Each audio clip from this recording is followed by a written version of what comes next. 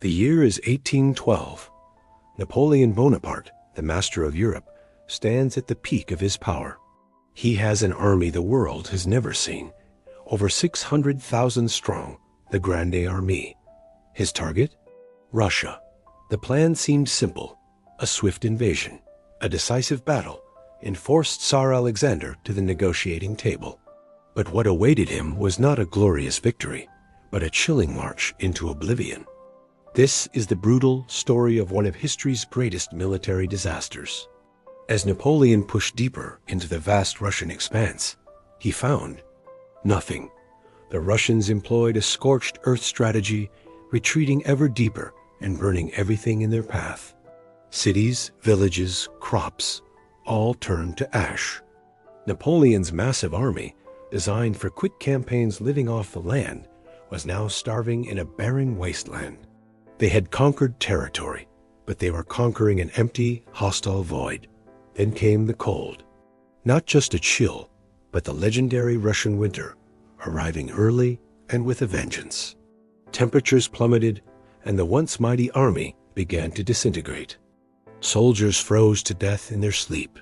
They burned their own wagons for a few moments of warmth. Frostbite claimed fingers and toes, and desperation led to unimaginable suffering. Hunger and disease became deadlier enemies than any Russian soldier. The climax of the invasion was the Battle of Borodino. It was a bloodbath on an epic scale, one of the deadliest single days in the Napoleonic Wars. Both sides suffered horrific casualties, but there was no clear winner. Napoleon pressed on into Moscow, seeking supplies, shelter, and the enemy's surrender. Instead, he found a ghost town, burned by its own people, with only smoke and embers as a prize.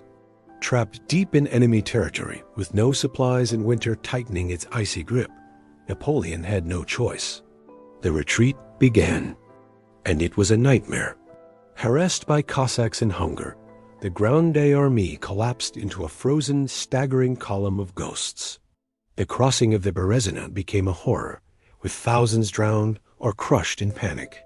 Of the over 600,000 men who marched into Russia with dreams of glory, fewer than 100,000 staggered out.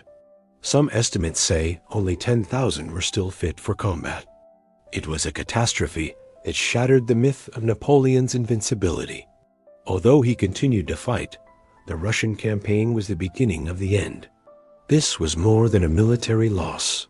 It was a human tragedy, a stark reminder of ambition's cost. Thanks for watching.